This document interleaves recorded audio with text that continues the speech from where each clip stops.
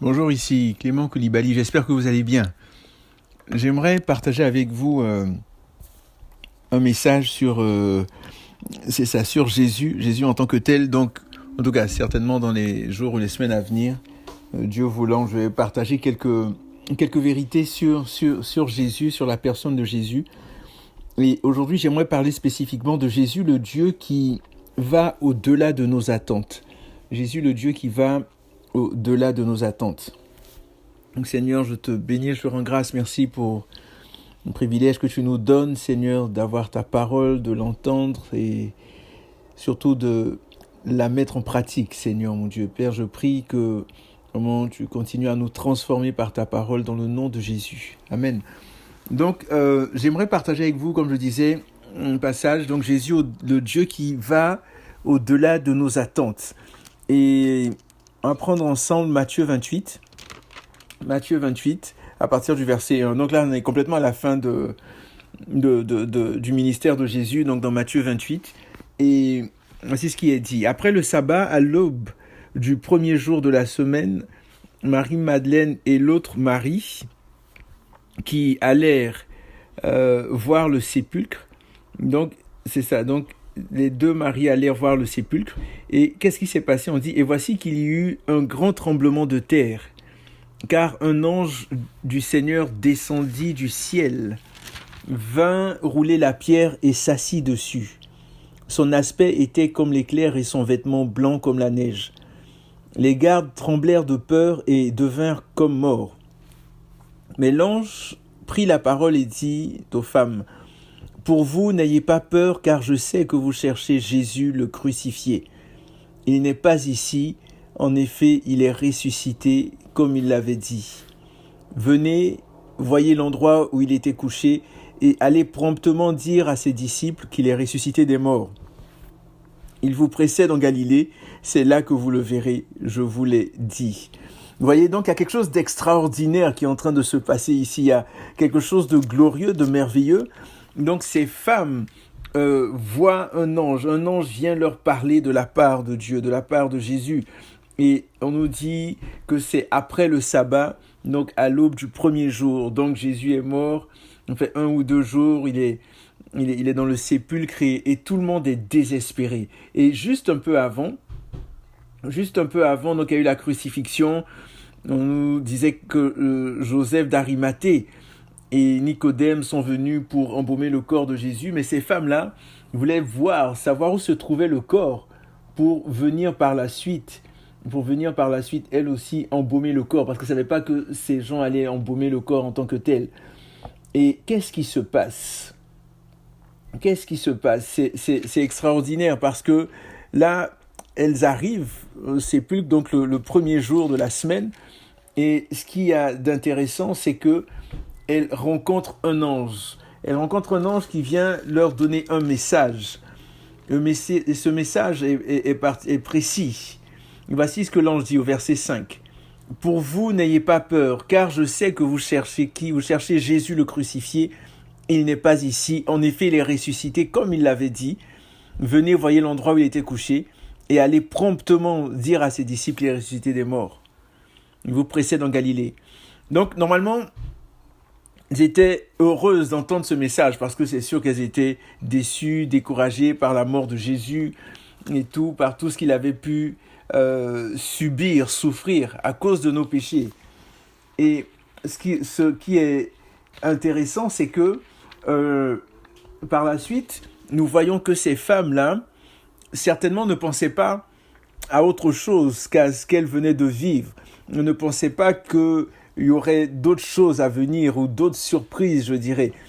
Donc elles s'attendaient juste à rencontrer des disciples et puis à leur faire le message. Voici, on a vu un ange et voici ce qu'il nous a dit. Jésus, nous allons le retrouver en Galilée.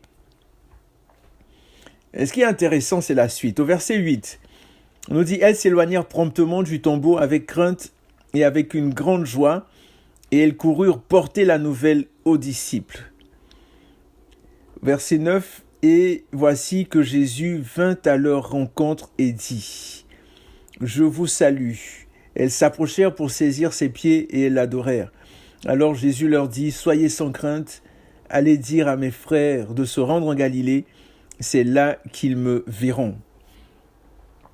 Vous voyez, en fait, Jésus va au-delà de nos attentes. Jésus répond au-delà de nos attentes. C'était déjà quelque chose de glorieux, d'extraordinaire, de voir cet ange et d'entendre le message vraiment qu'il avait de la part de Jésus.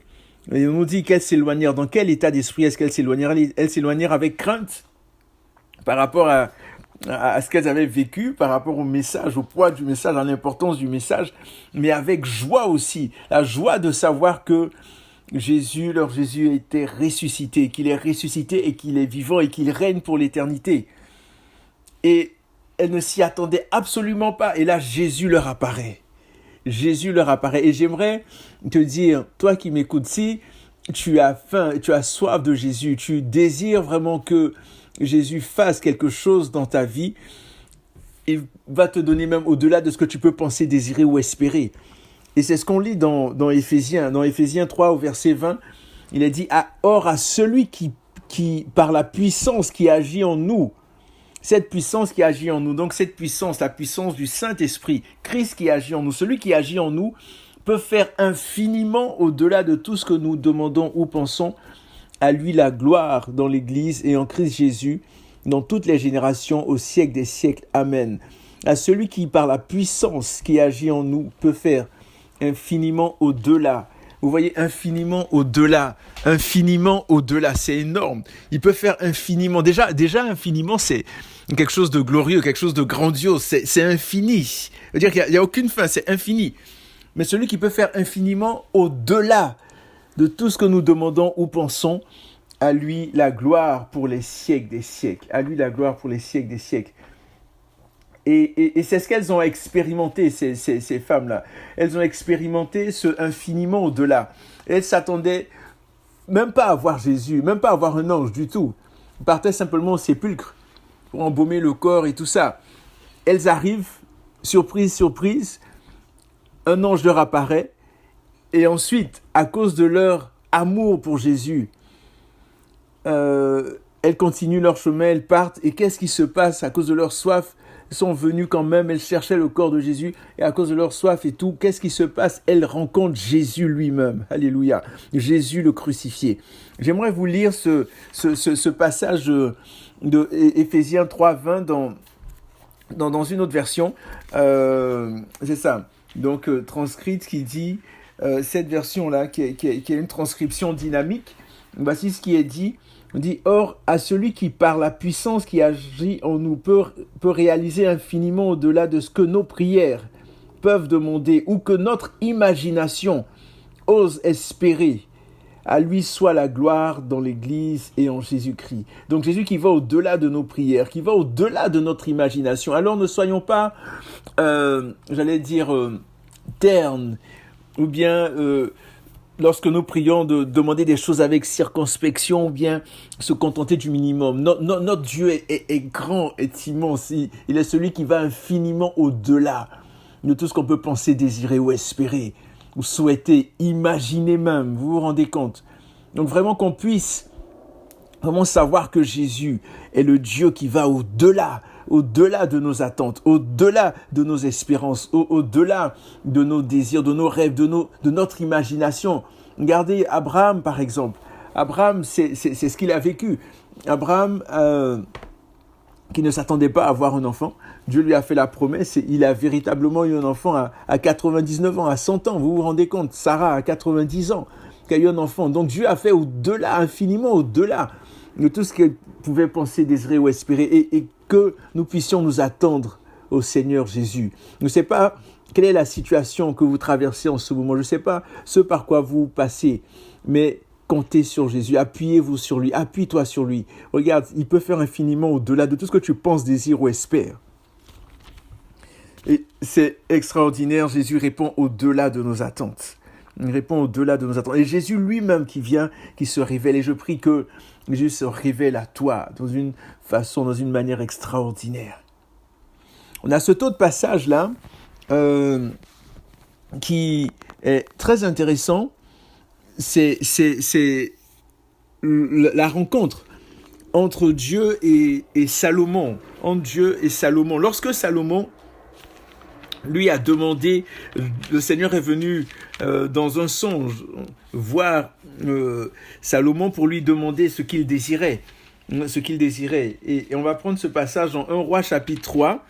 1 Roi chapitre 3, à partir du... Ok, regardez, on va prendre la partie du verset 1. Voilà, on va voir tout le contexte.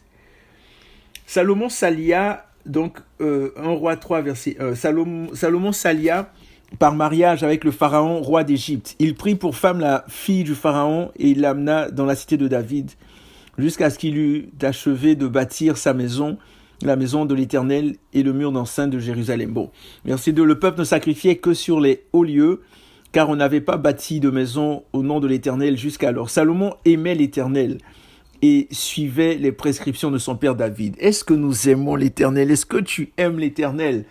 Est-ce que j'aime l'Éternel? Tu aimeras le Seigneur ton Dieu de tout ton cœur, toute ton âme, toute ta force, toute ta pensée, ton prochain comme toi-même. Est-ce que nous aimons l'Éternel de cette manière? Qu'il en soit ainsi dans le nom de Jésus. Donc on dit, mais lui aussi, Salomon ne sacrifiait et n'offrait des parfums que sur des hauts lieux. Verset 4, 1 Roi 3, verset 4. Le roi se rendit à Gabaon pour y sacrifier, car c'était le principal des hauts lieux. Salomon offrit 1000 holocaustes sur cet autel, 1000 holocaustes. À Gabaon, l'Éternel apparut en songe à Salomon pendant la nuit. Dieu lui dit, demande ce que tu veux que je te donne. Ça, vraiment qu'il en soit ainsi pour chacun de nous. Imaginez, Dieu t'apparaît cette nuit ou dans la semaine. Il dit, demande mon enfant, ma fille, mon fils, demande ce que tu veux. Qu'est-ce que tu vas lui demander? Faudrait que ce soit clair déjà dans notre esprit. Parce que quand ça va se passer, qu'on ne soit pas là à hésiter, à bégayer, à tergiverser. Mais concrètement, qu'est-ce que je désire le plus que Dieu fasse dans ma vie? Qu'est-ce que je désire le plus que Dieu me donne? Vraiment, qu'on puisse vraiment avoir ça dans notre esprit. Donc Dieu lui dit, demande ce que tu veux. Verset 6, Salomon répondit, tu as usé d'une grande bienveillance à l'égard de ton serviteur David, mon père, parce qu'il marchait en ta présence dans la vérité, dans la justice et dans la droiture de cœur envers toi. Tu lui as gardé cette grande bienveillance et tu lui as donné un fils qui est assis sur son trône, comme on le voit aujourd'hui. Maintenant, Éternel mon Dieu, c'est toi qui as établi ton serviteur roi à la place de mon père David, et moi je ne suis qu'un petit jeune homme, je ne sais pas gouverner. Ton serviteur est au milieu de ton peuple, celui que tu as choisi, peuple nombreux qui ne peut être ni évalué ni compté à cause de son grand nombre. Ainsi ça demande maintenant, verset 9, accorde donc à ton serviteur un cœur attentif pour gouverner ton peuple, pour discerner le bien du mal, car qui pourrait gouverner ton peuple, ce peuple si important? Donc un cœur attentif. Et d'autres versions qui disent un cœur qui entend, un cœur qui perçoit, un cœur qui sait, un cœur qui arrive à juger, pour gouverner, pour juger. Vous voyez, et ici, on nous dit cette expression-là pour gouverner ou pour juger, c'est une expression qui date du temps des juges, donc qui s'est maintenue par la suite, où le roi exerçait la fonction de juge. Et on le voit par la suite lorsque Salomon a jugé 2 femmes prostituées. Donc, ici, Salomon demande quelque chose de précis au Seigneur. Donc, par rapport aux intérêts du Seigneur, il dit, accorde à ton serviteur un cœur attentif pour gouverner ton peuple, à toi, que je puisse gouverner ton peuple comme tu le désires, de la bonne façon. Pourquoi? Pour discerner le bien du mal. Car qui pourrait gouverner ton peuple si ce peuple si important? Salomon aurait pu demander plein d'autres choses. Des choses excellentes. Mais là, il demande, je ne peux pas m'attarder dessus, mais il demande la capacité de gouverner le peuple de Dieu. Pas la capacité de se gouverner lui-même, gouverner sa propre vie. On a vu à la fin comment est-ce que Salomon a terminé. C'est triste, c'est un épisode très triste, mais là, il avait la capacité de gouverner. Il avait la capacité de comprendre des choses, de discerner des choses. Mais quant à sa propre capacité à se gouverner lui-même, malheureusement, il ne l'avait pas. Et vraiment, on a besoin de l'avoir pour nous. Donc, quand on prie, oui, on peut prier pour le peuple, pour des choses, mais pour nous aussi, c'est important, afin d'être un bon modèle de droiture. Donc, verset 10. Qu'a été la réponse du Seigneur? Cette demande formulée par Salomon plut au Seigneur.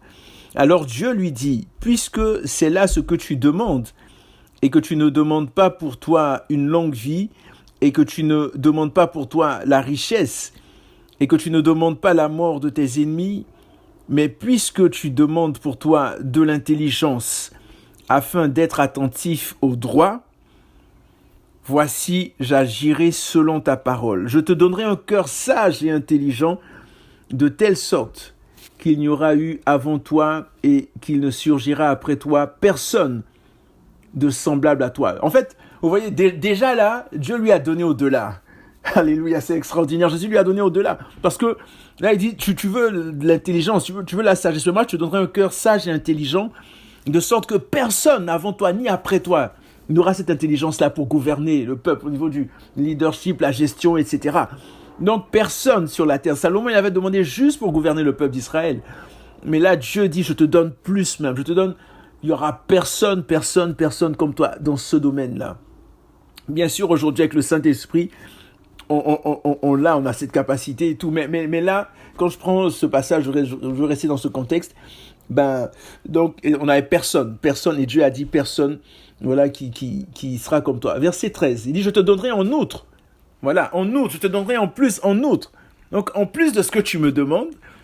Donc là, Dieu, quand on dit Dieu nous donne la vie, là, mais il nous donne la vie en abondance. Vous voyez, Dieu abonde, il veut que ça déferle, il veut que ça coule, la vie en abondance. Donc, ne nous contentons pas des miettes, mais sachons que notre Dieu donne la vie. Et pas juste la vie, mais la vie en abondance. Ça abonde. L'extravagance. Vous voyez, je me rappelle il y a quelques années, j'avais suivi un séminaire et puis il y a quelqu'un qui parlait de la louange, et puis la louange extravagante. Et il racontait l'histoire d'un homme qui, je pense, pour l'anniversaire de son épouse, je crois, en tout cas ça fait plusieurs années, mais l'anniversaire de son épouse, donc il est sorti avec elle et quand elle est rentrée dans la maison, ils sont revenus, je pense, d'un dîner ou quoi, quand ils sont revenus, la maison était remplie de fleurs. Donc, pour montrer son amour extravagant, partout, dès qu'on ouvrait la porte, des fleurs à gauche, des fleurs à droite, des fleurs dans la salle à manger, dans la salle de bain, partout. Et c'est comme ça que Dieu veut nous bénir, encore plus même. Encore plus. Vous voyez, quand on dit, il couvre les mers, donc encore plus, les mers, les flots. Vraiment, sachons que Jésus est le Dieu qui va au-delà de nos attentes. Au-delà. Quel que soit ce que tu vis en ce moment, quel que soit ce que je vis, attendons-nous à lui. Espérons en lui. Espère en l'Éternel. Espérons en lui. Dieu dit, je te donnerai en outre ce que tu n'as pas demandé. Aïe, aïe, aïe. Ce que tu n'as pas demandé, aussi bien la richesse que la gloire, de telle sorte qu'il n'y aura pendant toute ta vie aucun homme parmi les rois qui soit semblable à toi. Et si tu marches, là maintenant c'est conditionnel, je te donne maintenant si tu marches dans mes voies en observant mes prescriptions et mes commandements comme a marché ton père David, je prolongerai tes jours. Je reprends. Je te donnerai en outre ce que tu n'as pas demandé, aussi bien la richesse que la gloire, de telle sorte qu'il n'y aura pendant toute ta vie aucun homme parmi les rois qui soit semblable à toi. Ça, c'est notre Jésus, ça. Le Dieu qui va au-delà de nos attentes. Tu veux juste l'intelligence pour bien gouverner. Et moi, je te donne la richesse, je te donne la gloire. Et si tu continues, tu marches dans mes voies, tu es fidèle, je prolongerai tes jours. Verset 15. Salomon s'éveilla et voilà ce qu'avait été le songe. Salomon revint à Jérusalem et se présenta devant l'arche de l'alliance de l'Éternel.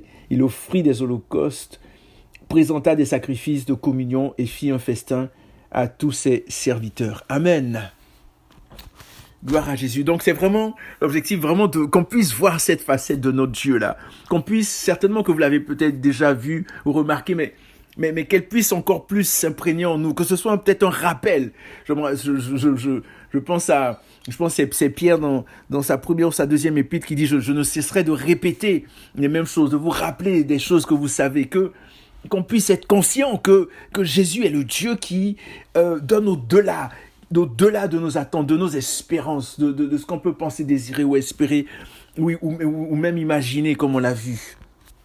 Je termine avec ce passage, 2 Corinthiens 9, verset 8. 2 Corinthiens 9, verset 8, qui nous parle de libéralité et tout ça. Et c'est très intéressant. Au verset 2 Corinthiens 9, verset 8, il est dit je ne dis pas cela. Et Dieu, 2 Corinthiens 9, verset 8, 2 Corinthiens 8, 2 Corinthiens 9, verset 8. En fait, regardez, allons-y au verset 6. En fait, celui qui sème peu, moissonnera peu. Et celui qui sème en abondance, moissonnera en abondance. Vous voyez, encore une idée d'abondance.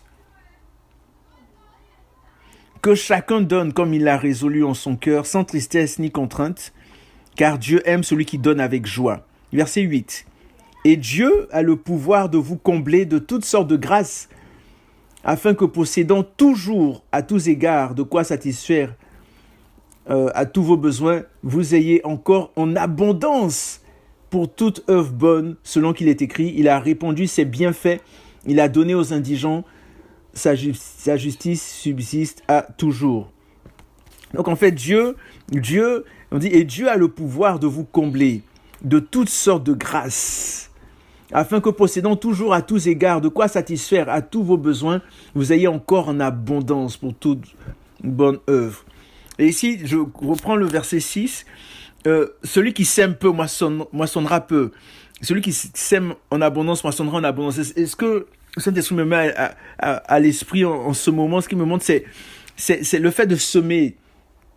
Est-ce que tu sèmes dans ta vie de prière?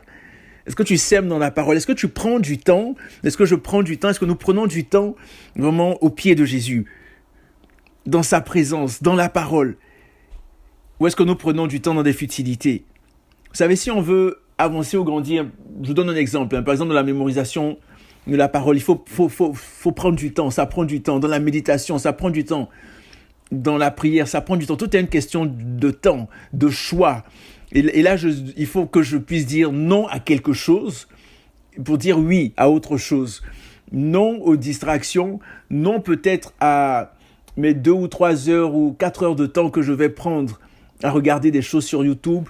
Et oui à mes 2, 3 ou 4 heures que je vais prendre à méditer la parole de Dieu, à prier, à le rechercher. Vous voyez, à mémoriser. Donc, tout est une question de choix. Et lorsque je vais commencer à semer, je vais récolter. Mais plus je vais semer en abondance, prendre encore plus de temps, être consistent en anglais, comme on dit, être constant, voilà, dans ce que je fais. Et que Dieu nous aide à être constant, vraiment à être régulier et à ne même pas laisser passer une seule journée, oui, sans être dans sa présence, sans méditer, sans prier, sans le rechercher. Donc, plus je vais semer en abondance, je vais semer. Seigneur, aide-moi à semer dans ta présence, à être avec toi, à semer en abondance. Plus je moissonnerai en abondance, plus je vais récolter les fruits, plus je vais voir. Plus je passe du temps peut-être à m'entraîner, à pratiquer, peut-être pour jouer à la guitare ou pour jouer d'un autre instrument, au piano, ou peu importe. Plus je vais mettre du temps dans cette chose, plus je vais être meilleur, c'est ça. Plus je vais être meilleur dans ce domaine et donc je vais pouvoir improviser. Je dirais donc c'est cela la récolte en abondance. Donc de voir le fruit par la suite. Donc il dit que chacun donne comme il a résolu, sans tristesse ni contrainte. Dieu aime celui qui donne avec joie. Donc quand je viens dans sa présence, que je sois heureux, que je sois joyeux, que je puisse savoir que lorsque je viens, je médite la parole, je viens pour rencontrer mon Jésus. Et il va me parler, je m'attends à ce qu'il me parle. Le Saint-Esprit me parle, il me montre des choses dans sa parole, des révélations. Je vois des Christ, des images de Christ. Et que je puisse vraiment m'y adonner, qu'on puisse y adonner dans le nom de Jésus. Père, aide-nous vraiment à semer dans notre vie spirituelle, à semer dans la vie d'autres personnes, à semer là où tu veux qu'on sème, Père, au nom de Jésus. Verset 8, Dieu a le pouvoir, je termine avec ça, Dieu a le pouvoir de vous combler de toutes sortes de grâces. Dieu a le pouvoir, Dieu donne au-delà de nos attentes, pouvoir nous combler. Tu es comblé, une femme qui est comblée, une femme qui est heureuse. Ne manque de rien, pas matériellement nécessairement, mais même dans son cœur, spirituellement, émotionnellement, à tous les niveaux en fait. Dieu veut nous combler de toutes sortes de grâces, afin que possédant toujours à tous égards, satisfaire à tous vos besoins, vous ayez encore en abondance.